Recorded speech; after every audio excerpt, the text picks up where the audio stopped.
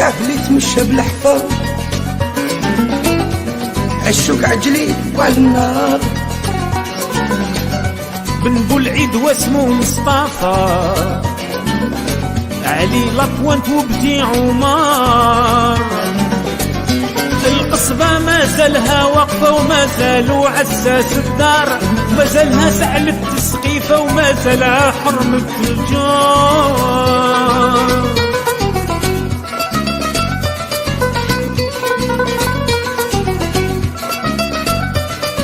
أنا يا بلادي راني عارف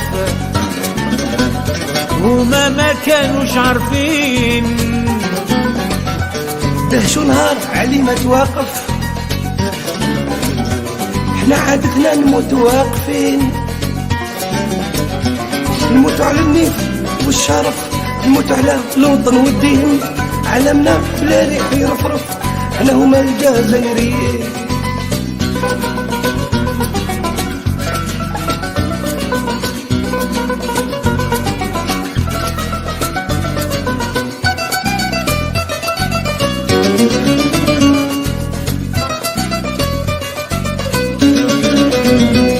أنا يا بلادي على بالي هما ما كانوش فاهمين، حبوا يديو البلاد ديالي، حسبونا ماناش قادرين.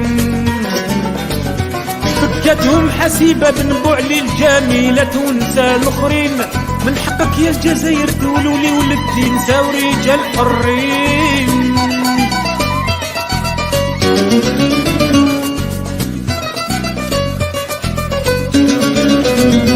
أنا يا بلادي سمحيلي ما قدرتش نذكرهم كاملين، واش نذكر واش نخلي شهداء رواحهم طاهرين، مازالهم في قلبي وفي بالي، ربي يرحمهم أجمعين. والقصبة مازالها ديالي وسط الدار والعرس واقفين.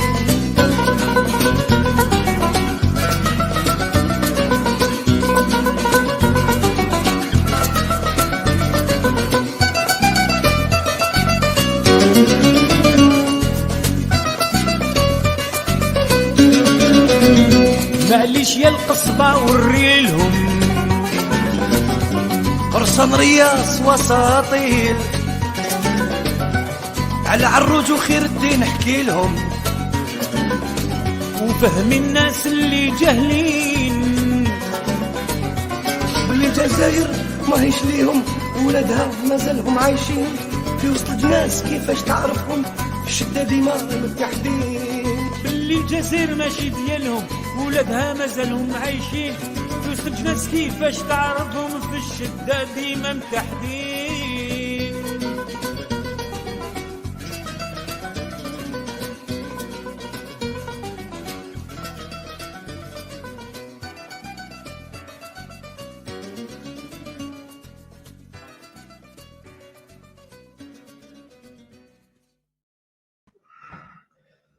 Good evening, ladies and gentlemen, Jazair Hope friends and all the attendees. So another evening, another topic. Today, a geopolitical one. As announced, it is about whether the war in Gaza is an escalation of the war in Ukraine, reflecting another aspect of the same confrontation between the existing world order, US/NATO-led, or what we can call the imperialism, and would be new multipolar world, a fairer world. For this, we are honored and lucky to have from South America in Santiago, Chile, Professor Vijay Prakash speak about this. Vijay, nice to meet you, and thank you very much for accepting to speak to Jazair Hope and to our followers who are mostly from Algeria in the country and around the world. Thank you, Mr. Vijay.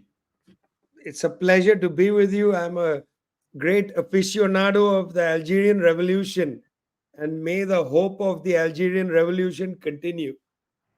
Thank you very much, Vijay. We will have to talk to that also. We are indeed very lucky to have Vijay tonight, not only because of his background as a historian, journalist, the author of 40 books. Yes, 40 book, that much. He is the executive director of Tricontinental Institute for Social Research, but also because of the Indian and South American perspective he brings, which we are not exposed to often. VG, indeed, as an Indian professor doing geopolitics from Santiago, Chile, it is quite unique. Can you tell us a little bit more about this?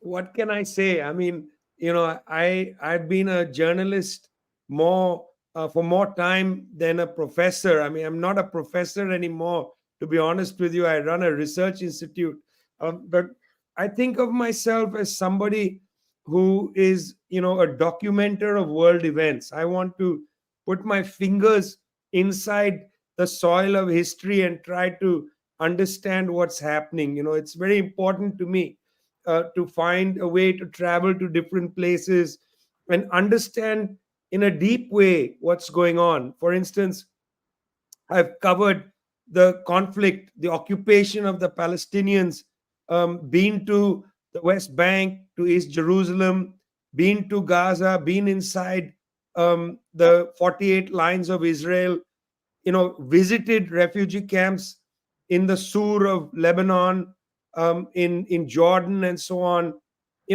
I feel that when you want to write about an issue, try to understand an issue as complicated and important as the liberation of the Palestinian people, you have to dig into it. You have to understand the history. You have to understand the sense, the great deep sense of frustration amongst the Palestinian people. Their agenda has not been realized. In fact, they feel that there is a reverse. They are going in reverse. The car is not going forward, it's going backward. There are Israeli officials talking about the Gaza Nakba. In fact, many years ago, I spoke with Ilyas Khouri, the Lebanese novelist. He's the editor of the Journal of Palestinian Studies. Ilyas Khouri told me, listen, Vijay, there wasn't a Nakba in 1948. There wasn't one Nakba. There's been a permanent Nakba from 1948 till now. The Israelis have been trying to make life so difficult for the Palestinians that they give up and they go to Jordan, they go to Lebanon, they go to Egypt, they go to Algeria, they go anywhere else. They go to Chile, which has the largest population of Palestinians outside the Middle East. And this permanent Nakba can only really be understood if you are there, if you go and see what the apartheid wall is doing, if you see what the checkpoints do, the humiliation, the way in which Israel bombs Gaza, without mercy. It's bombing without mercy. It's very important to understand that. Recently, my friend Volodymyr Zelensky of Ukraine went to the United States to meet with US President Joe Biden, but he left from Kiev. The airport is still functioning. The Russians haven't bombed without mercy. They Yes. left the airport. They've left the power plants going. They left the water supply. The Israelis from 1948 have tried to prevent the Palestinians from living in a way that's decent. There used to be an airport in Gaza. I don't know if you know this. Gaza Yeah. used to have an airport when the United Nations was there. Israelis said no airport, no proper port for the Palestinians, not even really roads. For most of the crossings into what is called Israel, the roads are very bad. You got to see this. A journalist must see this, must feel what it feels like to be a Palestinian in Jenin, to be a Palestinian in Khan Yunis. Palestinians are not abstractions. They don't exist in our minds. We say free Palestine.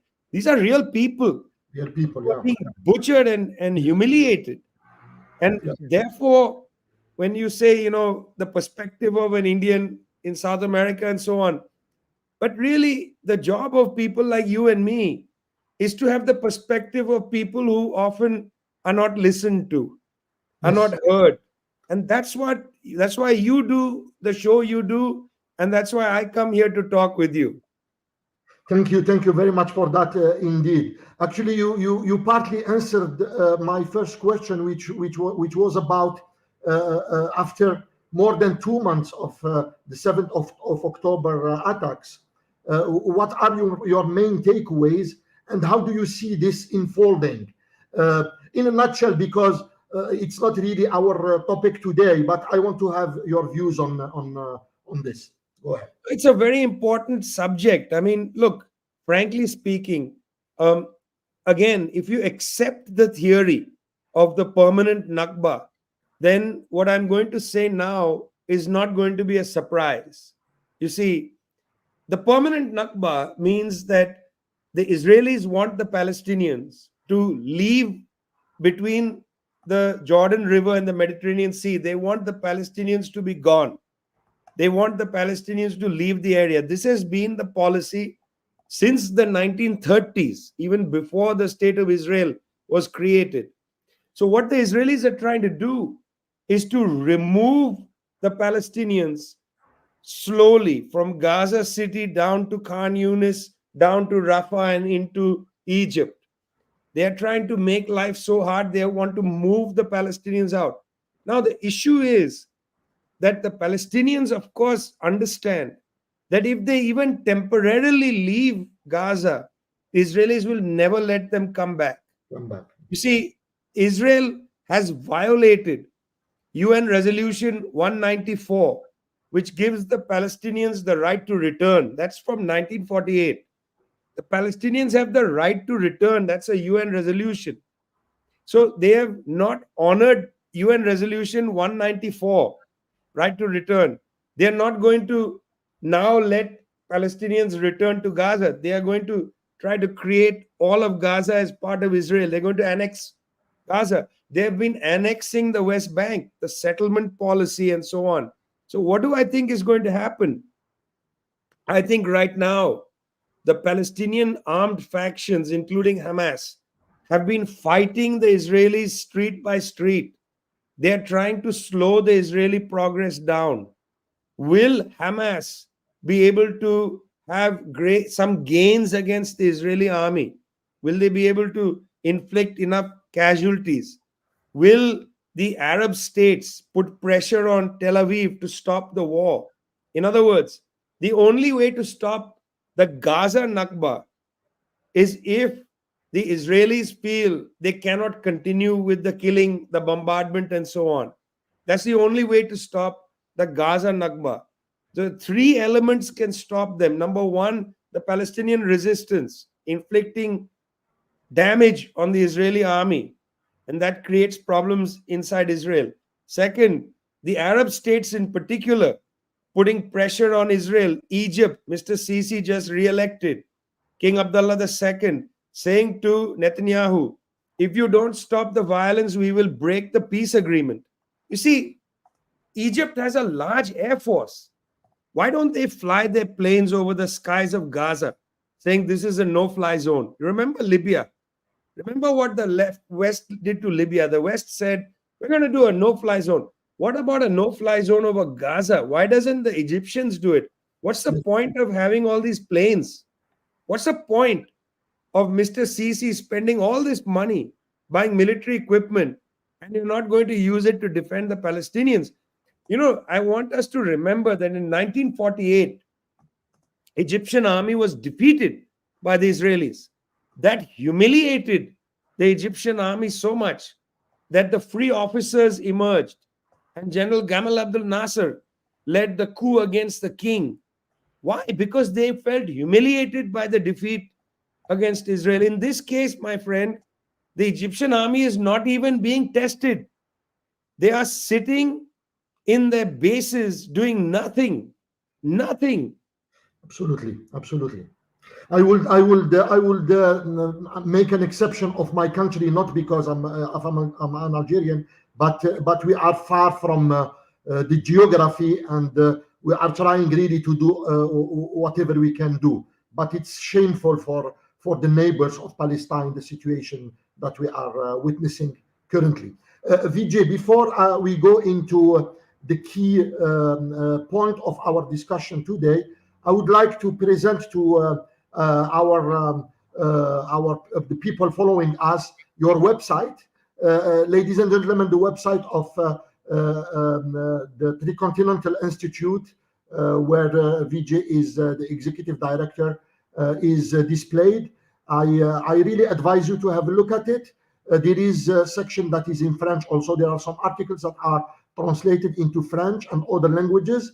And particularly if there are journalists among the viewers today, or who will see this program or this discussion, I really advise them to have a look to the content. It's really, really of high quality, with strong artistical touch, which I will ask you about at the end. So, Vijay, the key question I had in mind when I wanted to invite you for this discussion is about if what's happening is in Gaza be an escalation of the war in Ukraine, in the sense where it is a confrontation between the existing order led by the US and NATO, and the would be or emerging new order, a multipolar order led by, I don't know, let's say China, Russia, Brics, and so forth. And when the West has seen that they cannot defeat Russia, when they have seen that there is a rapprochement between Iran and Saudi Arabia, particularly those two events, when they have seen also the Brics being expanded to include countries like Egypt, like Saudi and Iran, I think, or maybe there was some kind of panic in the leaders of the existing world order, and they felt that they need to come up with an alternative, which might be, and I will listen to your views, the I2U2 alternative. I2U2, for those who doesn't know, is India, Israel, United Arab Emirates, and United States. Within this initiative, they have put pressure on Saudi to try to take them away from converging completely with Russia, China, India within the Brics, and we have heard MBS talking about normalization with Israel just during the last few months in the summer, and there was also talks that the Palestinian Authority is also accepting that framework, which maybe has led to Hamas to react as the managing party in Gaza, which was to be left aside. Your views on all this assumption, because I think it is important. It's very important. Let's go back to the broader context first, and then come back to. Sorry, Vijay, before I forget, because the same question I have put it as a small survey to the people who are following us to answer this question, to see their views, and at the end we will comment it. So, ladies and gentlemen, at the top of the chart you have the same question. It is in English and in Arabic, and we will comment on your views at the end of the discussion. Go ahead, Vijay. Great. Now, first I want to give a broad general sense of what we have to look at. And so broad general sense is the United States has weakened economically substantially, and also militarily in one respect. I'll come back to what I mean by one respect. But first, economic. Over the past 30 years, US neoliberal policies has meant that large sections of the elite no longer really pay tax into their government. They hold their liquidity in tax havens and so on. Secondly, US capital is not keen to invest in infrastructure overseas, to put a lot of money overseas. They are making a good rate of return on profit in finance, in investing in, big, like BlackRock, investing in energy deals and so on. They don't want to build bridges and so on. They have lost interest in that. US capital has culturally drifted away from infrastructure spending and spending on real factories and so on.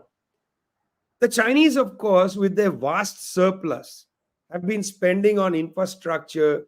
They've been spending on building factories. They're spending on trade and commerce and so on. What the United States has had to recognize is over the course of the past 20 odd years, large sections of Europe and large sections of the Arab world have been drifting into allegiances with China. Even Saudi Arabia, longtime ally of the United States, has now built more economic ties with China than with the US. So Mohammed bin Salman's, MBS's project of Saudi 2030 is largely to be financed with the Chinese and with Saudi money. It's not being financed by BlackRock or US state money, government money. No, they're looking east. The Saudis are looking east. Europe was the same. Most European countries, including Germany, found themselves looking east. German capital moved from building factories inside Germany to building factories in Wuhan province in China. So even European countries started signing up for the Belt and Road Agreement. The Dubai port is financed partly by Chinese capital, not by, the Emirati sovereign fund. It's financed by Chinese capital. Okay. So the United States saw that key old allies, Europe, the desert Arabs, the Emiratis and the Saudis, I like to call them all the desert Arabs, they began to look eastward to the Chinese. This created a lot of anxiety in the United States, particularly as China and Russia started to come together. So, in my opinion, your question about is there a connection between the war in Ukraine and the war in Gaza? Yes, there is. But here's the connection. Both of them have to do with the United States' anxiety about that entire part of the world, from Europe down into the Arab world, looking towards China. Let's take the example of the G20 meeting held in Delhi. At the G20 meeting, United States, the European Union, Saudi Arabia, the Emiratis, and India created a project called the India, Middle East, Europe corridor for trade to go from India into Dubai, into Saudi Arabia, up into Israel to Greece. This was the corridor. Very interesting. By the way, side note, one of the main beneficiaries of this corridor was the industrialist Gautam Adani, who is a close partner of Mr. Narendra Modi, because Mr. Adani owns the port in Gujarat, he owns the port in Haifa in Israel, and he owns the port in Greece. This was really an Adani corridor as much as anything. Okay. This is not a side note. This is a key note. I would call it. So we speak about it later. Go ahead. Yeah. Okay. So why is this such an important corridor? For two reasons. Number one, it pretends to sidestep the Chinese. Why do I say pretend? Because in fact, when you look at the corridor closely, the port in Dubai already has got Chinese investments. The ports in Greece are already filled with Chinese investment. So the Chinese are along this corridor. They are not being set aside. But the reason to build the corridor is to set the Chinese aside. Second issue, you will remember under the presidency of Donald Trump, Mr. Trump recognized that the countries of the Arab world were drifting away from US influence, including Saudi Arabia, towards China. And you see, Saudi Arabia is important because if Saudi Arabia goes, Egypt goes. Egypt is very much under the control of the Saudi royal family now. Yes. Mr. Sisi, for instance, he has to be very thankful to the Saudi royal family for helping him defeat the government of Mohammed Morsi, and the Brotherhood. That was a fight between Saudi Arabia on one side, Turkey and Qatar on the other. The old Saudi battle against the Muslim Brotherhood, against the Ikhwan. Okay. So Mr. Trump, very clever. Mr. Trump decided on a strategy that I think is quite clever.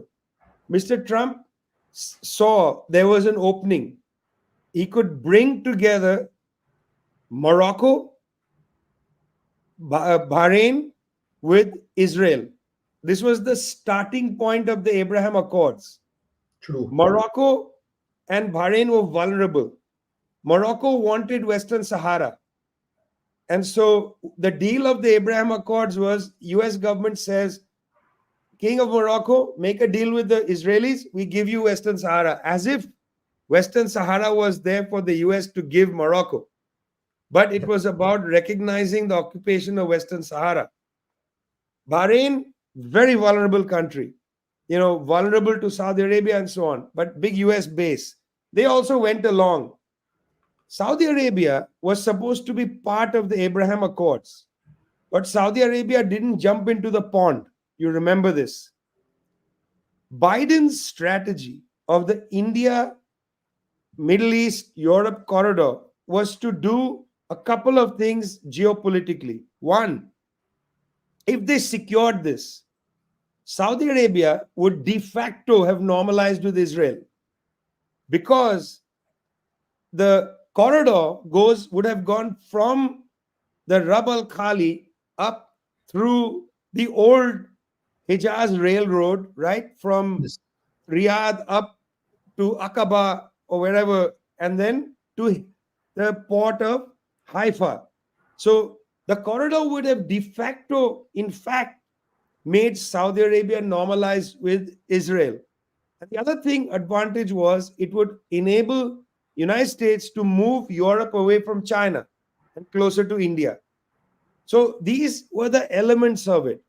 Keep China out, bring Saudi Arabia and Israel close together, and then draw the Europeans away from China towards India to become a manufacturing center. That was the logic of what the corridor was supposed to be. So I2U2, India, Israel, United Arab Emirates, and United States was part of this whole dance.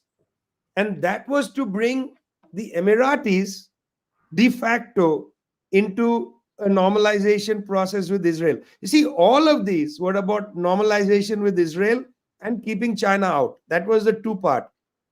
What the Palestinian resistance did on 7th October was they shot the Middle East, India, Europe corridor in the head. Now, almost impossible for Mohammed bin Salman, the effective ruler of Saudi Arabia, almost impossible for him to allow this corridor to go through Israel. Almost impossible. Almost impossible. They may still. So the events of October 7th, in fact, threw US geopolitical strategy into a vortex. Couldn't control it. They still can't control it. At the same time, in Ukraine, that war has become a stalemate of possibilities. So strategically, the United States is finding itself caught with its plans overturned. The plans of the United States to use the Ukraine war to weaken Russia and to use this Saudi, Israel, India project to weaken China, none of these are working. In that sense, what Hamas did on October 7th is not just enter into these kibbutz. In fact, what Hamas did was they shot that whole project in the head. Excellent, excellent. Thank you very much, Vijay. And I will come back to, or it is actually, it is in fact the next question where you can elaborate about. I didn't get the name. This businessman investor who's only investing in Haifa. So the question is to understand, because this is very key to the Algerian followers. to understand the role of India and United Arab Emirates being, or at least for UAE having the intention to join the Brics, but in the same time partnering to I2U2. It is not straightforward for a non-observer. Yeah, I mean, firstly, India is caught also in the middle of its own contradictions. You see, India was heavily reliant, in a way, on oil from Saudi Arabia and Russia and so on. So for India, when Russia entered Ukraine, 24th of February 2022, when Russia enters Ukraine, it was very difficult for India to condemn Russia because India relies on Russian energy. So India didn't condemn Russia and in fact said, we have an independent foreign policy, etc., etc. Secondly, India imports all its energy, except for coal. It imports all the oil and natural gas. India relies also on Saudi Arabia and the Emiratis, very much. So for India to turn around and cut ties with Saudi Arabia and Emiratis is complicated. So for Modi, the link between India and Israel on the one side, and the need for India to be in a connection with Saudi Arabia, the Emiratis, and others on the other, this contradiction has become fundamental. And I believe the Indian government hoped, along with the United States, to use I2U2, India, Israel, United States, United Arab Emirates, and to use Middle East, India, Europe corridor, Saudi Arabia, Israel, and so on, as a way to get at least the main oil producing Arab partners in the Gulf in some sort of alliance with Israel and India. Because this Indian government has a close link with the Israelis. And so they were keen, in a way, to neutralize the contradiction between being friends with the Israelis and needing the oil and natural gas from the Emiratis, Saudis, and to some extent the Qataris. See, India, like any rational actor, understands that if you go too close to the Israelis, then the Saudis, Emiratis, Qataris may say, no, wait. We have our own policy. We can't accept you if you're so close to the Israelis. The only people allowed to be so close to the Israelis and still have a close relationship to us are the United States. Only the United States can do that, not India. Okay. So India, aware of that, tried to bring through the US a project, I2U2, which is more political than commercial, and the Middle East India corridor, more commercial than political, trying to bring at least the Emiratis and the Saudis into some sort of de facto arrangement with the Israelis, which makes India neutralize the contradiction between Israel and its needs from the Gulf Arab countries. So that was India's attempt in there, which is now broken. And the way it broke, in a way, was because of the October 7th event. Otherwise, it was going along fine. Just be clear. It's not like Mohammed bin Salman was anti this approach. He was quite happy with it. Secondly, it was actually to India's benefit when China brokered an agreement between the Saudis and the Iranians. Because India also has close links to Iran. Absolutely. And also is interested in Iranian energy. True. But so, in fact, for India, everything was going fine. That's what I'm trying to say. Yeah. Everything was going fine until Hamas's action and the other Palestinian, armed groups. Okay. We will come back to UAE, but are you saying that for India, this ambivalence or trying to balance those two contradictions or complex situation is structural, is strategic, or is it just a matter of the current Modi's government? Because we remember, as Algerians, at the time of Nehru, India was quite different. Yes. So from 1947, when India became independent, until 1991, when the Soviet Union collapsed, India had a non-aligned foreign policy. I mean, I have visited Algiers. I've visited the beautiful building where the 1973 non-aligned meeting was held. In fact, I made a movie called Two Meetings and a Funeral. I made a movie shot partly in Algeria. Is it on YouTube? No, it's a 3-channel movie. It's a Okay. beautiful film. In fact, we shot part of it also in the sports complex where Niemeyer's beautiful dome can still be visited in Algeria. I mean, we traveled around Algeria, went to the university and so on. I loved being in Algeria.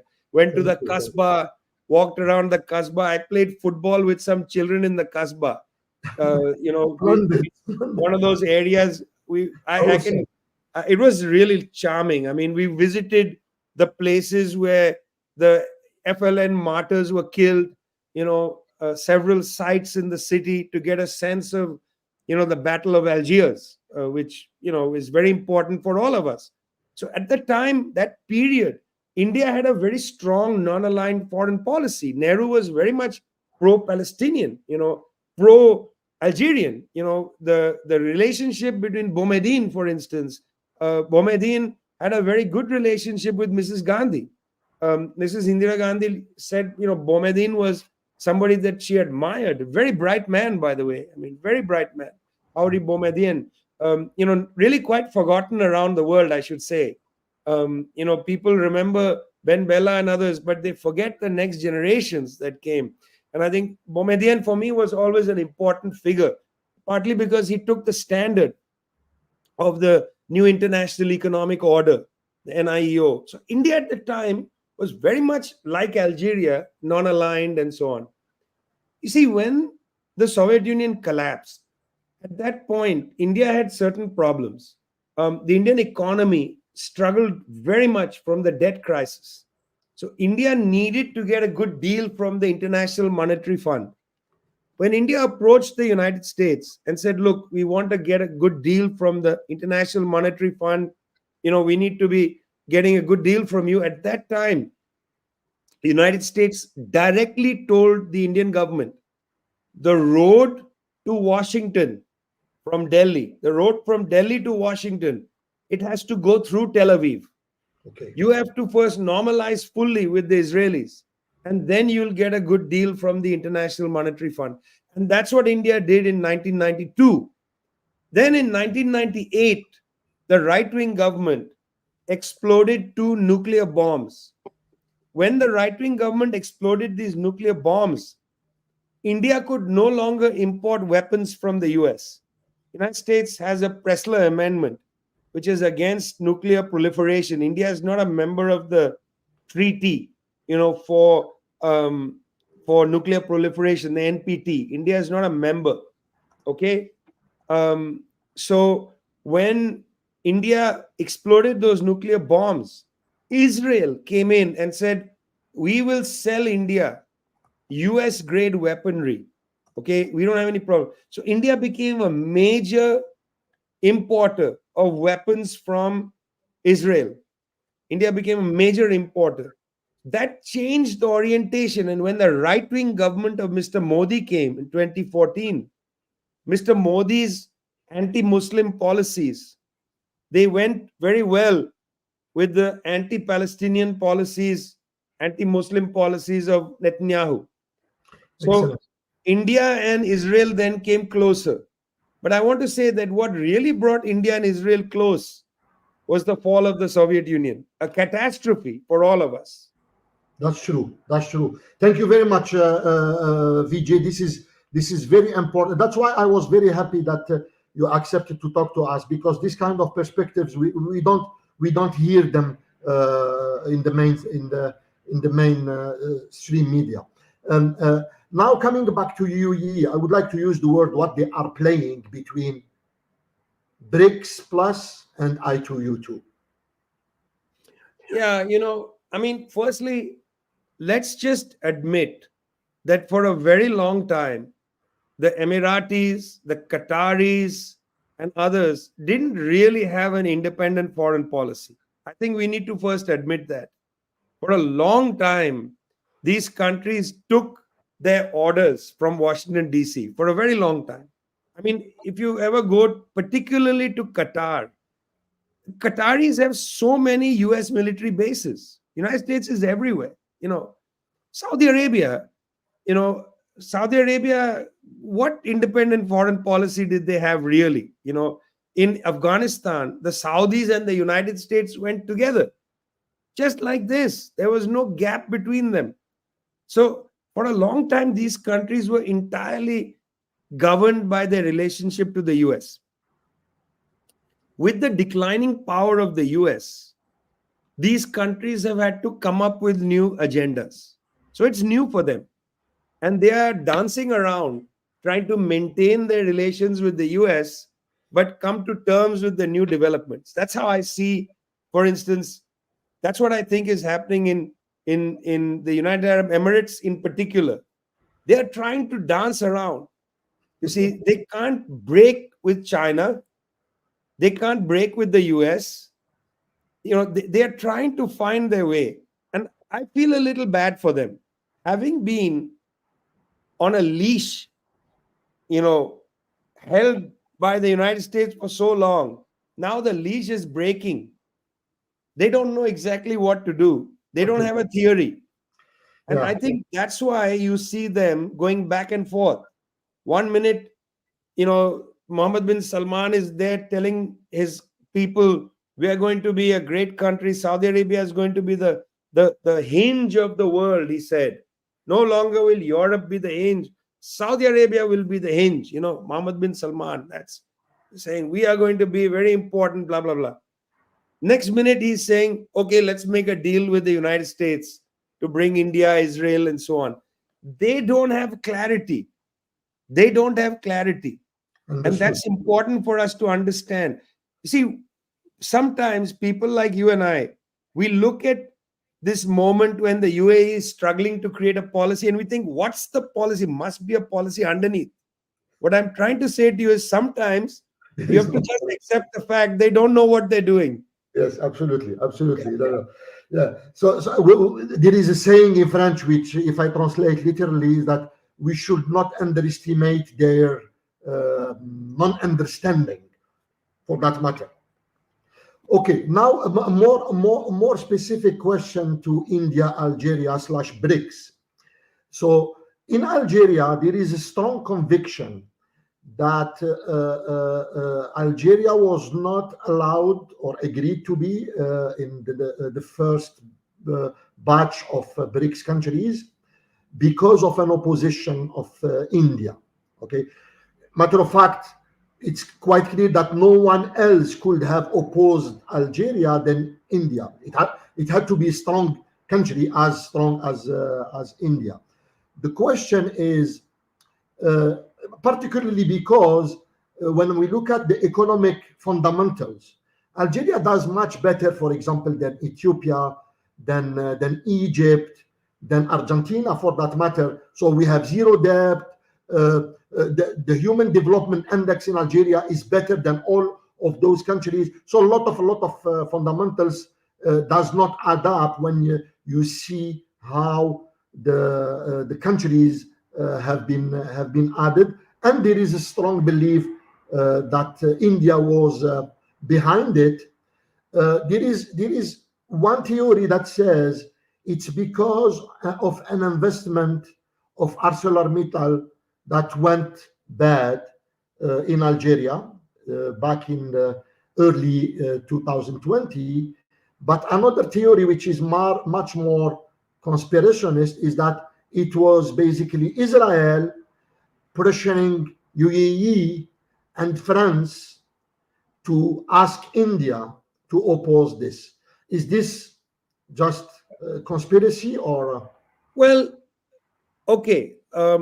Algeria is a very important player in North Africa. In fact, indeed, in that whole region, not just North Africa. It's a very important country, right down into the Sahel and so on.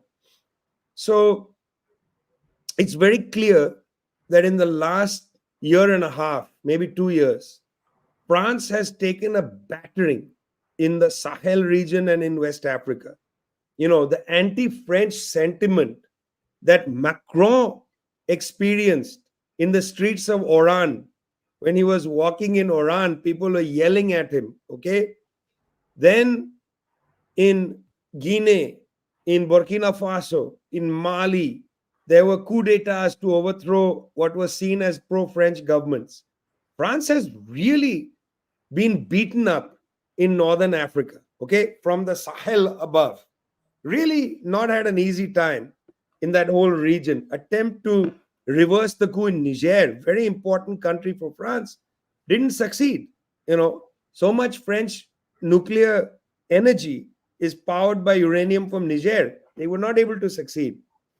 Now, it's my feeling that this is less about Israel and more about France. France is genuinely angry at Algeria, as you know. I mean, France and Algeria, I don't have to say anything more. Just Absolutely. saying the two names of the countries side by side should give you the answer. These are countries that have a long history. France occupied Algeria for so long, and so brutally. And not only in Algeria, but the treatment of Algerians in France has been shameful, shameful since from the 1960s at least. France has been very angry in what's happening in the Sahel region, and they have quite openly accused Algeria of playing a role there. Now, I actually don't know how much of a role Algeria has played in some of this. I don't know. I actually don't think Algeria has played such a big role. I think these countries have actually had processes of their own. They don't need an outside force, to drive it. But Absolutely. even within Algeria, there's rising new anti-French sentiment, as Macron experienced in Oran, new anti-French sentiment. In That's Tunisia, that's why, sorry, between parentheses, we in Jazair hope we do programs like this in English. Matter of fact, Algeria has introduced English in all the levels of the scholarship. as a protest against, I think Burkina Faso has said French is no longer a state language. They followed Algeria. Yeah, they followed Algeria. Even in Tunisia, which has a different history in a way. You remember the protests against Ben Ali? Those protests were also against France, because you remember Ben Ali was very close to the French government at the time, Nicolas Sarkozy. So what I have learned, and again, this is just what I've learned as a journalist. Mr. Modi went to Paris, met with Mr. Macron, and Mr. Macron several times said that he wants France to be India's major European partner. You may remember, you may not know this, there was a scandal in India about the purchase of French fighter jets from Rafael by this government, Modi government, from the French. And the scandal came at such a point that the French government actually defended the Indian government. So India and France, at the level of high officials, have a very close linkage. And I feel, this is a speculation based on some conversations with high officials. I feel that India might seriously have said not Algeria this time. I don't know for sure. You and I don't know for sure if it was India. No one knows. Yeah. Yeah. But evidence suggests to me that in fact it was India that did say that they were not keen on having Algeria, but not because of Israel, but because of France. It's France that led this. It's my view. I don't know for sure. I want to be very clear with you. We too, we don't know, and no one knows. It is just that there is a strong conviction among the people in Algeria that there was an opposition, and your view that if it was, it's more likely to be France. I buy into it strongly. Thank you very much for that, Vijay. Last question, which is related to what's happening a little bit in Sahel.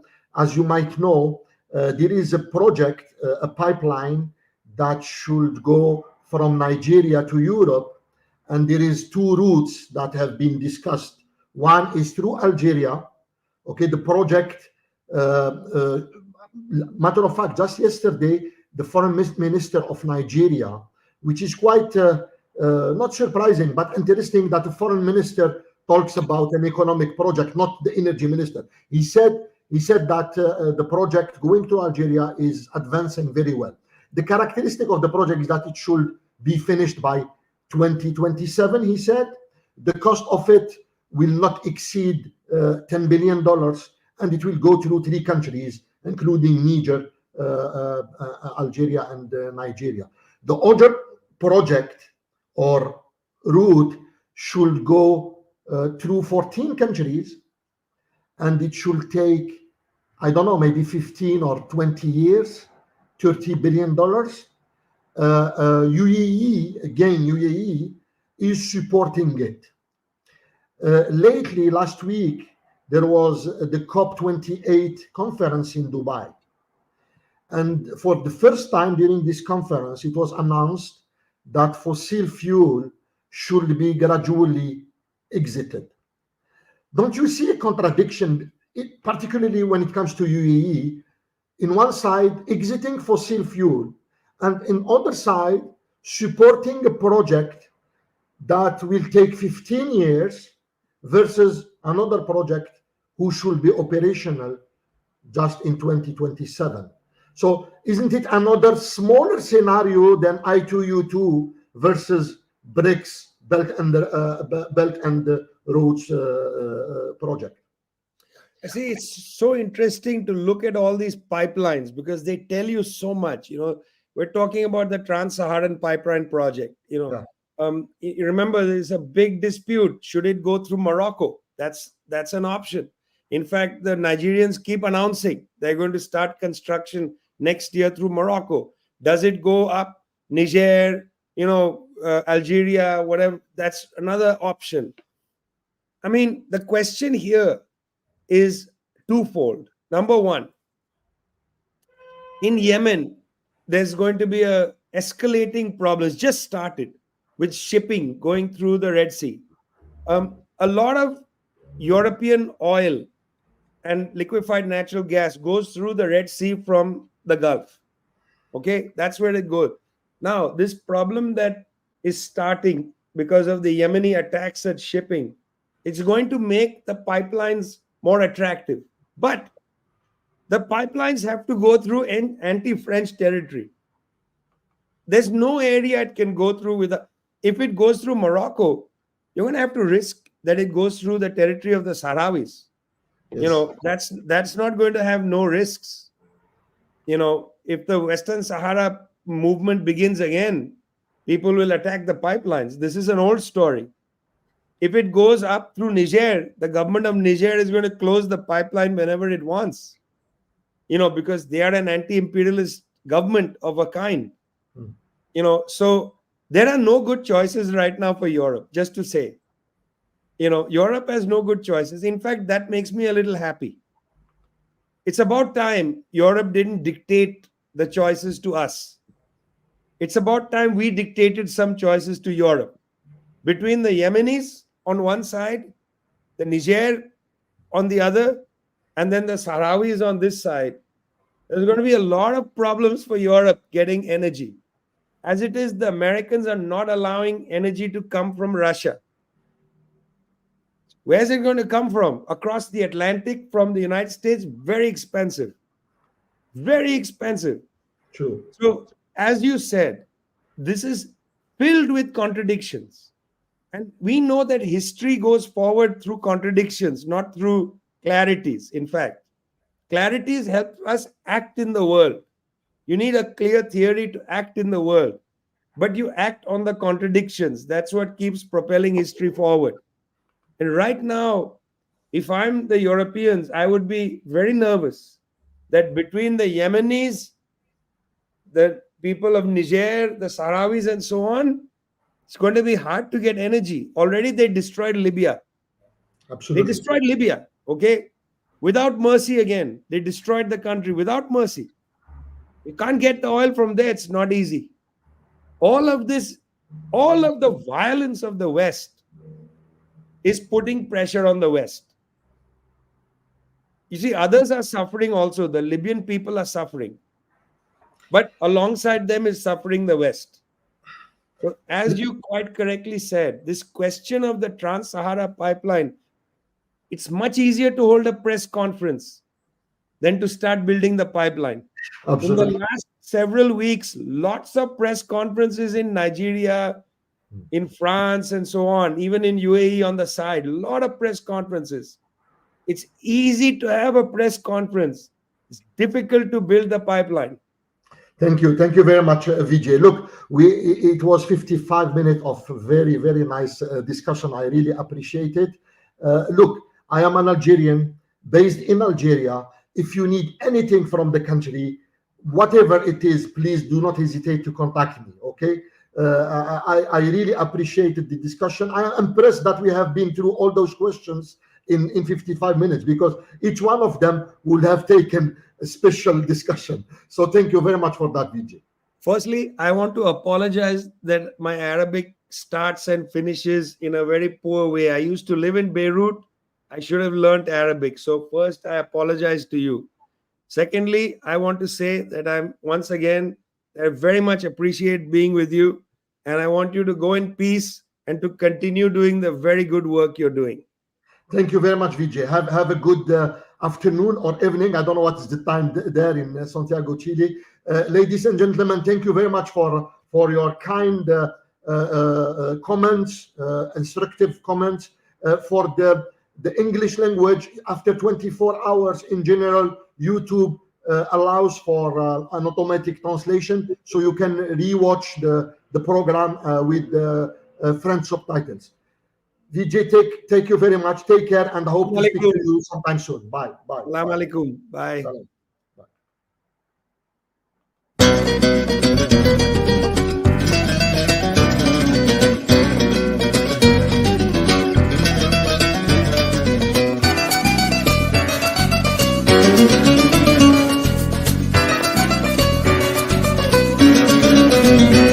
احنا الشعب اللي تمشى بالحفاظ، عالشوك عجلي وعلى النار. بن بولعيد واسمو مصطفى، علي لابوانت وبدي عمر. القصبة ما زالها واقفة وما زالوا عساس الدار، ما زالها سعلة السقيفة وما زالها حرمة الجار.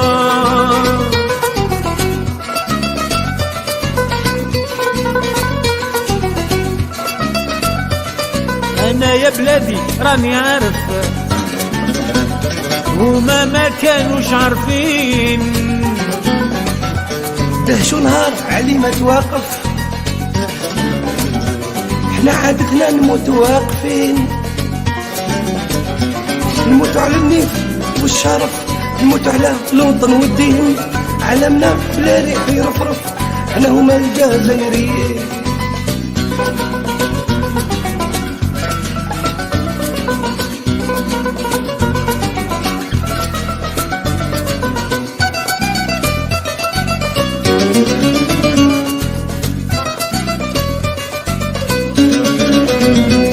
أنا يا بلادي على بالي، هما ما كانوش فاهمين. حبوا يديو البلاد ديالي، حسبونا ماناش قادرين. فكتهم حسيبة بن بوعلي الجميلة تونسى الأخرين. من حقك يا الجزائر تولولي ولدي نساو رجال حرين.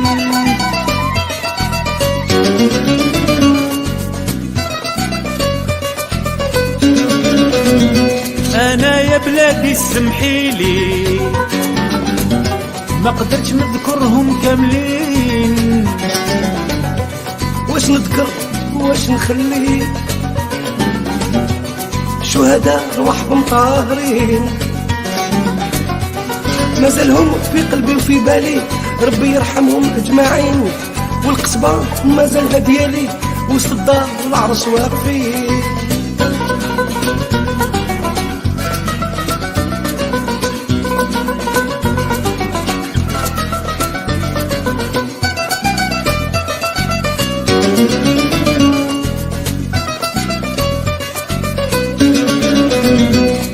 ماشية القصبة وريلهم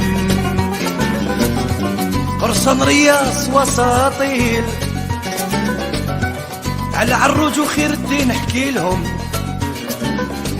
وفهم الناس اللي جاهلين باللي الجزائر ماهيش ليهم ولادها مازالهم عايشين في وسط الناس كيفاش تعرفهم في الشدة ديما متحدين باللي الجزائر ماشي ديالهم ولادها مازالهم عايشين في وسط الناس كيفاش تعرفهم في الشدة ديما متحدين